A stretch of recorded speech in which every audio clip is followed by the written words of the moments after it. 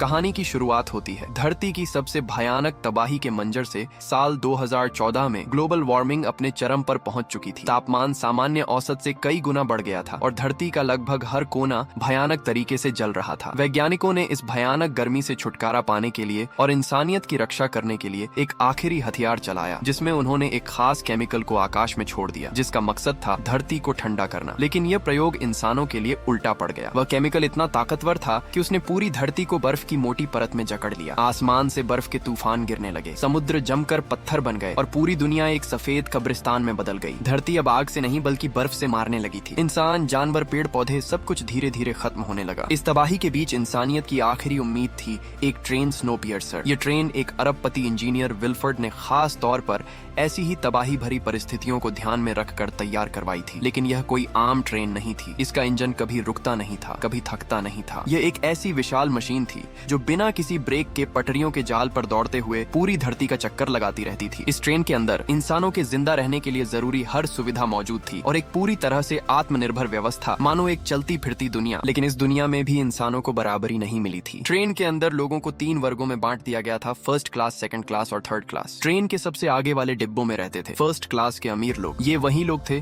जिन्होंने भारी रकम देकर खास टिकट खरीदे थे। उनके लिए ये ट्रेन किसी 5 स्टार होटल से कम नहीं थी। लाजवाब खाना, महंगी शराब, आलीशान बेडरूम और हर तरह की लग्जरी सुविधाएं उनके लिए हमेशा तैयार रहती थीं। ट्रेन के अंदर उनकी मर्जी ही कानून थी, जो चाहे जब चाहे उन्हें मिल जाता था। फर्स्ट क्लास के पीछे रहते थे इकोनॉमी क्लास के यात्री। इन्होंने नॉर्मल टिकट लिया था। इनकी जिंदगी भले ही अमीरों जैसी शाही नहीं थी, लेकिन फिर भी इनके पास पेट भर खाना, साफ पानी और जरूरी बुनियादी सुविधाएं मौजूद थी। ये लोग किसी तरह सुकून की जिंदगी जी रहे थे। लेकिन ट्रेन के सबसे पीछे अंधेरे और तंग हिस्से में रहता था टेल सेक्शन। यहीं बसते थे थर्ड क्लास के लोग, वे गरीब लोग जिन्हें आखिरी वक्त में बिना टिकट के ट्रेन में चढ़ने दिया गया था। इन लोगों की जिंदगी किसी सजा से कम नहीं थी। अच्छा खाना तो दूर, इन्हें नहाने के लिए साफ पानी तक नहीं मिलता था। पिछले 17 सालों से ये लोग सिर्फ एक ही चीज खाकर जिंदा थे, एक अजीब सा प्रोटीन बार, जिसे हर दिन गार्ड्स आकर बांटते थे। इनकी हालत इतनी खराब थी कि इन्हें बाहर की दुनिया देखने का मौका तक नहीं दिया जाता था। सूरज की रोशनी इनके लिए बस एक याद बन चुकी थी। वहीं दूसरी तरफ इस पूरी ट्रेन का मालिक विल्फर्ड इंजन सेक्शन में रहता था। यहीं से वह इस चलती हुई दुनिया को पूरी तरह कंट्रोल करता था। ट्रेन के अंदर सब कुछ मौजूद था, बिजली की सप्लाई, पानी का सिस्टम, खाने पीने की व्यवस्था और यहाँ तक कि फर्स्ट क्लास और इकोनॉमी क्लास के बच्चों के लिए एक स्कूल भी। लेकिन ये सारी सुविधाएं सिर्फ अमीरों और मध्यम वर्ग तक ही सीमित थी। टेल सेक्शन वालों के हिस्से में सिर्फ अंधेरा, गंदगी और वही बेस्वाद प्रोटीन बार आती थी। जब से धरती पर बर्फ की जानलेवा परत जमी थी, यानी पिछले 17 सालों से यह ट्रेन एक पल के लिए भी नहीं रुकी थी। ये दिन रात चलती रहती थी। धरती का एक पूरा चक्कर लगाने में इसे ठीक 1 साल का वक्त लगता था। हर साल जब यह ट्रेन एक खास ब्रिज कातेना से गुजरती थी तो उसे एक नए साल की तरह मनाया जाता था। अब ट्रेन एक बार फिर उसी ब्रिज के पास पहुंच रही थी,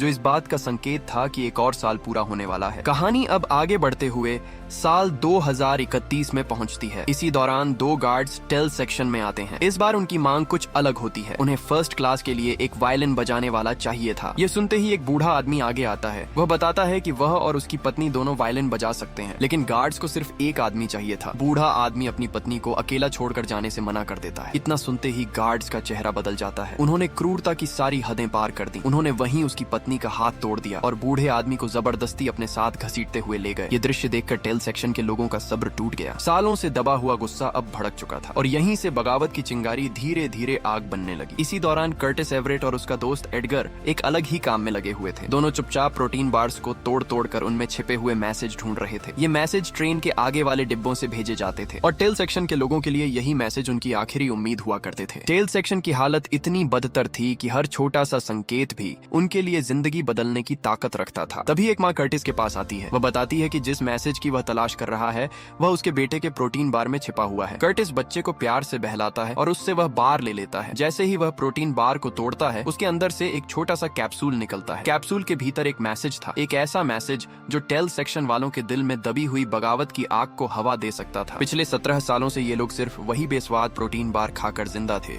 उनकी जिंदगी इतनी दर्दनाक हो चुकी थी कि अब उनके पास खोने के लिए कुछ भी नहीं बचा था। वे सामने के डिब्बों में जाना चाहते थे, जहां रोशनी थी, खाना था और इंसानों जैसी जिंदगी थी। लेकिन यह रास्ता आसान नहीं था। पिछले 17 सालों में टेल सेक्शन वालों ने 2 बार बगावत करने की कोशिश की थी और दोनों ही बार उन्हें बेरहमी से कुचल दिया गया था। टेल सेक्शन के लोग कर्टिस को अपना नेता मानते थे, लेकिन कर्टिस खुद इस बात को स्वीकार नहीं कर पाता था। वह अपने बीते हुए कल से जूझ रहा था। उसका अतीत उसके लिए एक भारी बोझ था, एक ऐसा बोझ जो उसे आगे बढ़कर लीडर बनने से रोक रहा था। कर्टिस वह मैसेज लेकर गिलियम के पास जाता है। गिलियम टेल सेक्शन का सबसे बुजुर्ग और सबसे समझदार इंसान था। वह पहले से ही कर्टिस को अपना नेता मानता था, चाहे कर्टिस खुद इसे मानता हो या नहीं। इस बार मैसेज में सिर्फ एक नाम लिखा था, नामगोंग मिन्सू। नामगोंग वही आदमी था जिसने ट्रेन के पूरे सिक्योरिटी सिस्टम को डिजाइन किया था, लेकिन अब वह ट्रेन के जेल सेक्शन में कैद था। टेल सेक्शन वालों ने एक आखिरी प्लान बनाया। योजना साफ थी, पहले नामगोंग को छुड़ाना, फिर उसकी मदद से ट्रेन के दरवाजे खोलना और इंजन सेक्शन तक पहुंचना। अगर वे इंजन पर कब्जा कर लेते तो पूरी ट्रेन उनके कंट्रोल में आ सकती थी और शायद उसी पल से उनकी जिंदगी भी बदल सकती थी। यह उनका आखिरी मौका था। उसी रात ट्रेन के गार्ड्स और विल्फ्रेड की असिस्टेंट एक बार फिर टेल सेक्शन में आ धमकते हैं। इस बार उनकी मांग और भी डरावनी थी, उन्हें बच्चे चाहिए थे। गार्ड्स बच्चों की हाइट नापना शुरू कर देते हैं। तानिया और एक आदमी एंड्रयू अपने बच्चों टिमी और एंडी को छिपाने की पूरी कोशिश करते हैं, लेकिन गार्ड्स बिल्कुल भी नरमी नहीं दिखाते। वे बच्चों को जबरदस्ती उनके माता पिता से छीन लेते हैं। गुस्से और बेबसी में एंड्रयू असिस्टेंट के सिर पर एक जूता फेंक देता है ताकि वह उसके बेटे को ना ले जा सके। मेसन बच्चों को लेकर चली जाती है, लेकिन उसी रात ट्रेन के गार्ड्स और उसकी सीईओ मेसन एक बार फिर टेल सेक्शन में आ धमकती है। वह वही जूता उठाती है और टेल सेक्शन के लोगों को नीचा दिखाते हुए कहती है, जैसे जूते की जगह पैर में होती है और सिर ऊपर होता है, वैसे ही तुम लोग टेल सेक्शन में हो, अपनी औकात कभी मत भूलना। यह सुनते ही टेल सेक्शन वालों का खून खौल उठता है। मेसन वहीं एंड्रयू को सजा देने का फैसला कर लेती है। वह गार्ड्स को आदेश देती है कि एंड्रयू का हाथ ट्रेन के बाहर रखा जाए। बाहर की ठंड इतनी जानलेवा थी कि कुछ ही मिनटों में उसका हाथ बर्फ बनकर जमने लगता है। सिर्फ 7 मिनट लगे और एंड्रयू का हाथ पूरी तरह बर्फ में बदल चुका था। उसके बाद गार्ड्स ने बिना किसी हिचकिचाहट के एक हथौड़ा उठाया और उसका जमे हुए हाथ को तोड़ डाला। ये कोई साधारण सजा नहीं थी, ये एक जिंदा इंसान को सबके सामने डराने का तरीका था। टेल सेक्शन में कई ऐसे लोग मौजूद थे जिनके हाथ या पैर इसी तरह की सजाओं की वजह से कट चुके थे। शायद उन्होंने भी कभी सवाल उठाने की कोशिश की थी या फिर बगावत का सपना देखा था। यह सब देखकर कर्टिस और बाकी लोगों का गुस्सा और भड़क उठा। अब पीछे हटने का कोई रास्ता नहीं बचा था। बगावत का वक्त आ चुका था। कर्टिस के दिमाग में पहले से ही एक शक पल रहा था। उसे लगता था कि गार्ड्स की गनों में अब गोलियां नहीं बची हैं। पिछले 10 सालों में हुए विद्रोहों में सारी गोलियां इस्तेमाल हो चुकी थीं और ट्रेन के अंदर नई गोलियां बनाने का कोई जरिया नहीं था। इसलिए कर्टिस को पूरा यकीन था कि गार्ड सिर्फ डर फैलाने के लिए खाली गन लेकर घूमते हैं। उसने अपने शक को परखने का फैसला किया। कर्टिस सीधे एक गार्ड के सामने गया, उसकी गन अपने ही सिर पर रखवाई और ट्रिगर दबाने को कहा। एक पल के लिए पूरी भीड़ की सांसें थम गईं, लेकिन जैसा कर्टिस ने सोचा था, गन से कोई गोली नहीं निकली। ये देखते ही टेल सेक्शन वालों का हौसला आसमान छू गया। उन्होंने बिना सोचे समझे गार्ड्स पर हमला कर दिया। गार्ड्स एक एक करके गिरने लगे और विद्रोही आगे बढ़ते हुए जेल सेक्शन तक पहुंच गए। जेल सेक्शन में उन्होंने नामगोंग मिन्सू और उसकी बेटी योना को आजाद कराया। दोनों क्रोनोल नाम के एक खतरनाक ड्रग के आदी थे और स्लीप चैम्बर्स में कैद रखे गए थे। ट्रेन में जिन लोगों को कड़ी सजा दी जाती थी उन्हें ऐसे ही चैम्बर्स में सुलाकर रखा जाता था। नामगोंग ने कर्टिस के सामने एक शर्त रखी। वह हर दरवाजा खोलने के बदले 2 क्रोनोल ड्रग्स की मांग करता है। हालात को देखते हुए कर्टिस यह सौदा मान लेता है। योना में एक अजीब सी क्षमता थी। वह बंद दरवाजों के पीछे छिपे खतरे को पहले ही महसूस कर लेती थी। जैसे ही वे अगले सेक्शन में पहुंचे, उनके सामने बड़ी बड़ी खिड़कियां नजर आईं। 17 सालों बाद टेल सेक्शन वालों ने पहली बार सूरज की रोशनी देखी। बाहर की पूरी दुनिया बर्फ से ढकी हुई थी। यह दृश्य देखकर गिलियम, जो टेल सेक्शन का सबसे समझदार और अनुभवी इंसान था, अंदर से टूट गया, क्योंकि अब 17 साल बीत चुके थे, लेकिन धरती की बर्फ अब तक नहीं पिघली थी। यह देखकर लोगों का मन और ज्यादा टूट गया, लेकिन उनकी बगावत की आग अब बुझने वाली नहीं थी। आगे बढ़ते हुए वे उस डिब्बे में पहुंचे जहां प्रोटीन बार्स बनाए जाते थे। कर्टिस ने मशीन के अंदर झांका और जो उसने देखा उसे देखकर वह सन्न रह गया। प्रोटीन बार्स कॉकरोच को पीस कर बनाए जाते थे। यह एक घिनौना सच था। कर्टिस ने यह राज अपने तक ही सीमित रखा, क्योंकि वह नहीं चाहता था कि बाकी लोग यह जानकर पूरी तरह टूट जाएं। थोड़ी देर बाद उसे एक और मैसेज मिलता है। मैसेज में सिर्फ एक शब्द लिखा होता है, वाटर। इसका मतलब साफ था, अब उन्हें ट्रेन की पानी सप्लाई वाले सेक्शन पर कब्जा करना था। यह सेक्शन ट्रेन की सबसे अहम नस था। अगर पानी उनके कंट्रोल में आ जाता तो विल्फर्ड और फर्स्ट क्लास वालों को उनकी बात माननी ही पड़ती। लेकिन यह काम बिल्कुल आसान नहीं था। जब वे अगला दरवाजा खोलने की तैयारी कर रहे थे, योना को कुछ गड़बड़ महसूस हुई। उसने चेतावनी दी कि दरवाजे के पीछे कुछ गलत है, लेकिन तब तक बहुत देर हो चुकी थी। जैसे ही दरवाजा खुला, सामने ढेर सारे हथियारबंद गार्ड्स खड़े थे। अब साफ था कि यह एक जाल था। गार्ड्स ने विद्रोहियों पर हमला कर दिया और वहाँ एक भयानक लड़ाई शुरू हो गई। इसी बीच ट्रेन में एक अनाउंसमेंट गूंजती है। ट्रेन अब येकातेरिना ब्रिज से गुजरने वाली थी, जो हर साल के चक्कर के पूरा होने का संकेत था। अब गार्ड्स खुशी में हैप्पी न्यू ईयर चिल्लाने लगे, लेकिन उसी वक्त ट्रैक पर बर्फ की एक विशाल चट्टान आ जाती है, जिससे पूरी ट्रेन हिलने लगती है। योना की नजर नीचे खाई में जाती है, जहाँ उसे एक प्लेन का मलबा दिखाई देता है। पिछले साल की तुलना में अब वह मलबा ज्यादा साफ नजर आ रहा था। अब इसका मतलब साफ था, बर्फ धीरे धीरे पिघल रही थी। यह एक छोटी सी उम्मीद थी, लेकिन उस पल विद्रोहियों के सामने अब भी जिंदगी और मौत की जंग जारी थी। तभी मिनिस्टर मेसन वहाँ पहुँचती है। वह विद्रोहियों का मजाक उड़ाते हुए कहती है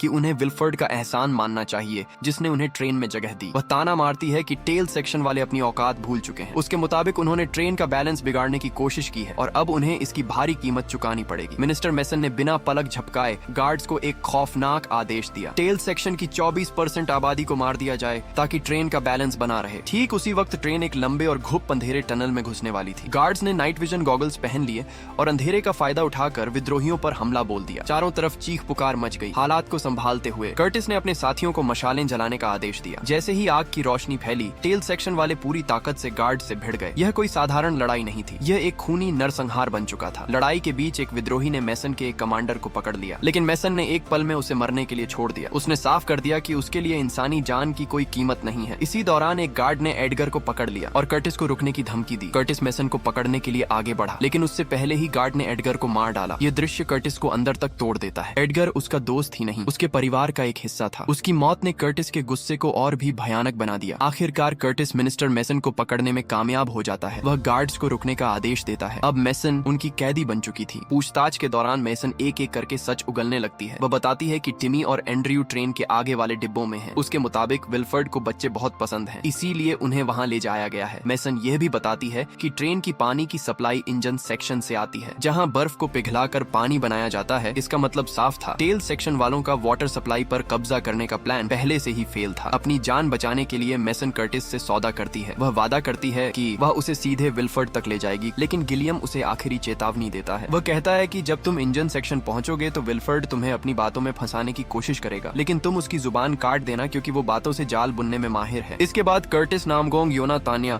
और कुछ साथी मैसन के साथ आगे बढ़ते हैं। वे फर्स्ट क्लास के डिब्बों से गुजरते हैं। ये जगह टेल सेक्शन से बिल्कुल अलग दुनिया थी। चारों तरफ फल और सब्जियों के बगीचे, हरे भरे पौधे, ताजे फल और रंग बिरंगी सब्जियां। ऐसा लग रहा था जैसे वे किसी और ही दुनिया में आ गए हों। अगले डिब्बे में एक विशाल एक्वेरियम था जहां मछलियां तैर रही थीं और पास ही एक सुशी बार भी था। टेल सेक्शन वालों ने जिंदगी में पहली बार सुशी खाई। उनके लिए यह किसी सपने जैसा था। यहीं कर्टिस मैसन से बदला लेता है। वह उसे कॉकरोच से बना प्रोटीन बार खाने पर मजबूर करता है, लेकिन मजबूरी में उसे खाना पड़ता है। अगला डिब्बा एक स्कूल था। यहाँ फर्स्ट क्लास के बच्चों को पढ़ाया जाता था, लेकिन ये कोई आम स्कूल नहीं था। यहाँ बच्चों का ब्रेन वॉश किया जाता था। उन्हें सिखाया जाता था कि विल्फर्ड भगवान जैसा है जिसने इंसानियत को बचाया और टेल सेक्शन वाले गंदे, बेकार और नाकाबिल हैं। तानिया अपने बेटे टिमी की तस्वीर दिखाकर पूछती है कि क्या किसी ने उसे देखा है। एक बच्चा बताता है कि बच्चों को आगे के डिब्बों में ले जाया गया है। उसी वक्त ट्रेन उस जगह से गुजरती है जहां पिछली बगावत के दौरान कुछ लोग ट्रेन से कूद गए थे। बाहर की ठंड में वे तुरंत जम कर मर गए थे। ये सब टीचर बच्चों को उनकी लाशें दिखाते हुए कहती है कि ट्रेन ही तुम्हारा घर है, अगर इंजन रुका तो तुम भी जम जाओगे। ये बच्चों को डराने का तरीका था ताकि वे कभी बगावत के बारे में न सोचें। तभी एक आदमी अंडों की टोकरी लेकर आता है। न्यू ईयर के मौके पर वह बच्चों में अंडे बांटने लगता है। टेल सेक्शन वाले हैरान थे। उन्हें लगता था कि अंडे और चिकन जैसी चीजें सालों पहले खत्म हो चुकी हैं। तभी अचानक वह आदमी टोकरी से एक मशीन गन निकालता है। वह मैसन के गार्ड्स को छुड़ा देता है और विद्रोहियों पर हमला कर देता है। उसी पल स्कूल की टीचर भी अपनी टोकरी से गन निकालकर कर्टिस और उसके साथियों पर गोली चला देती है। इस अचानक हमले में कर्टिस का एक साथी मारा जाता है, लेकिन दूसरे ही पल कर्टिस का एक साथी टीचर के गले में चाकू फेंककर उसे मार गिराता है। इसके बाद कर्टिस और उसके साथी सीसीटीवी स्क्रीन की तरफ देखते हैं। वहाँ वे देखते हैं कि वाटर सेक्शन में गार्ड्स का लीडर फ्रैंको बाकी बचे विद्रोहियों को एक एक करके मार चुका है। फ्रैंको ने कैमरे के सामने ही गिलियम को लाकर गोली मार दी। यह दृश्य देखते ही कर्टिस का गुस्सा फट पड़ा। उसका सब्र, उसकी हिम्मत, सब कुछ खत्म हो चुका था। गुस्से में उसने मिनिस्टर मैसन को वहीं मार डाला। अब इस पूरी ट्रेन के सेकंड क्लास में सिर्फ ये लोग ही बचे थे, कर्टिस, नामगोंग, मिन्सू और योना। अब वे फर्स्ट क्लास की ओर आगे बढ़ जाते हैं और कुछ देर में वे ट्रेन के फर्स्ट क्लास सेक्शन में पहुंच चुके थे। यह जगह किसी लग्जरी सिटी से कम नहीं थी। यहाँ अस्पताल थे, टेलर शॉप्स, ब्यूटी पार्लर